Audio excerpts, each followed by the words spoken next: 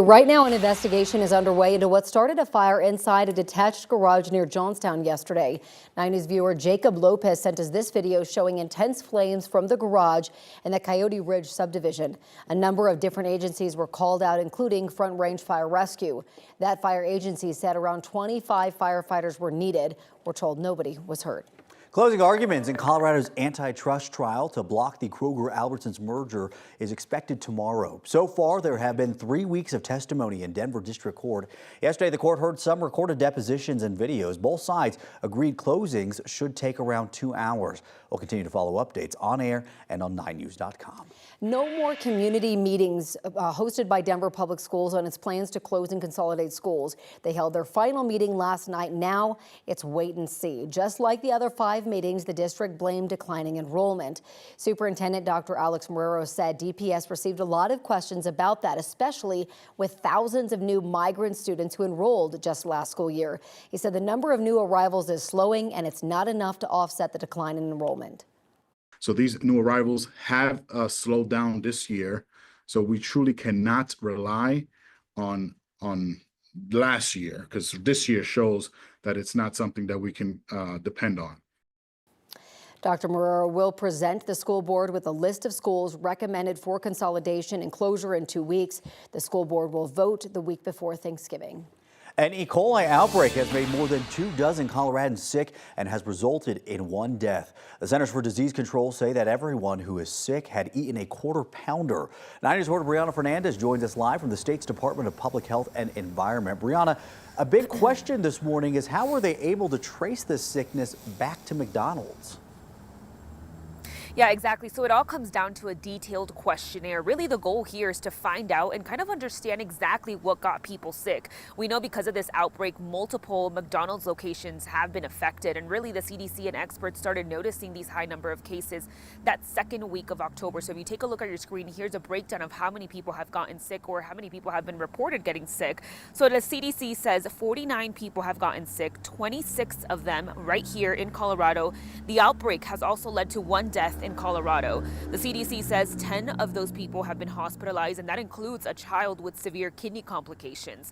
Other states reporting illnesses include Iowa, Kansas, and Oregon. Everyone interviewed said that they ate at McDonald's before getting sick and specifically mentioned eating a quarter pounder hamburger. The CDC says that these cases were reported between September 27th and October 11th. So we reach out to members of the public that have these positive test results and ask them a series of food survey type questions to try and understand foods that they ate leading up to the onset of their illness. And so it's really through those detailed questionnaires that we can put 2 and 2 together and try and make links between individuals that have been sick.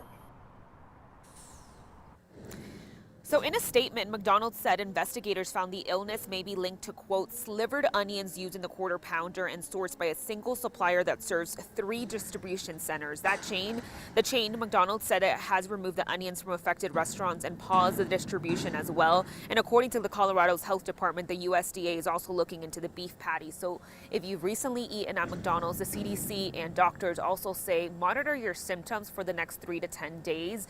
Those symptoms can include vomiting, nausea, as well as stomach cramps. We actually have a full link over on our website, 9news.com, if you want a full list of the symptoms and what you should be doing. Live in Denver, Brianna Fernandez for 9 News. And that's good for anybody to check out, Brianna. Of course, this is a popular item on the menu there. A lot of people concerned this morning. Yeah, of course. I mean, McDonald's is a popular place that people take their kids, on the go, and quarter pounder, like you mentioned, is one of those items that people definitely get. So monitor your symptoms, especially if you've eaten McDonald's over the last couple of days for sure. 100%. All right, Brianna, thank you. Knowing the price before you buy something seems like a basic expectation, but it's not always the case when it comes to medical costs. This week, the state launched a new website showing how much hospitals charge for a list of services. The hospital price transparency tool shows 2.5 million prices for more than 5,000 procedures at dozens of hospitals. The site shows a cash pay price, meaning what you could pay with or without insurance. And in many instances, you will find you'd pay more using your insurance. We should be angry. That's a good thing. If people look at this and they say, wait, why is my insurer paying more that I have to pay because of my deductible than I would pay if I didn't even have insurance? That's a very good question, and people should be outraged if that occurs. You can check out the Colorado Hospital Price Finder on 9news.com. Right now, we are less than 2 weeks to the election, and early voting is in full swing with a lot of voters taking part. So far, more than 20 million ballots have already been cast. This is according to data from 47 states and the Washington, D.C. area. The data was gathered by CNN, Edison Research, and Catalyst, a company that provides data, analytics, and other services to Democrats, academics, and nonprofit advocacy groups. Despite early voting, the polls continue to show there is no clear leader in the race for the White House. Speaking of that race, both presidential candidates are continuing to push and show voters they are the best candidate to lead the nation. Former President Donald Trump continued to rally in North Carolina. During the rally, former Democratic presidential candidate Tulsi Gabbard joined him on stage and announced she will be joining the Republican Party. Meanwhile, Vice President Kamala Harris sat down with NBC's Hallie Jackson, where Harris said America is ready for a female president of color. Jackson also pressed her about the role of gender, with fewer men supporting her than did President Biden. Regardless of someone's gender, they want to know that their president has a plan to lower cost, that their president has a plan to secure America in the context of our position around the world. Later today, Harris is set to participate in a town hall in Pennsylvania, while Trump is set to make stops in Georgia today and in Arizona and Nevada later this week.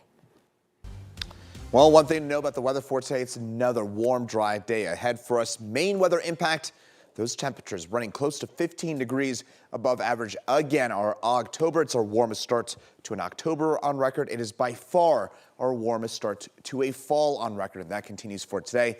That said, if you're looking for some more true fall-like weather, you'll get it next week. Details on that in my full forecast in a few minutes. Erica? All right, Chris, thank you. It is 6:10, and right now I've got a live look out here from our CDOT camera at I-25 and Lincoln Avenue this morning. We're actually dealing with a crash at Lincoln Avenue right there at southbound I-25 this morning. So, of course, they're working to kind of adjust it. All we can really see is the flashing lights and a little bit of the scene this morning.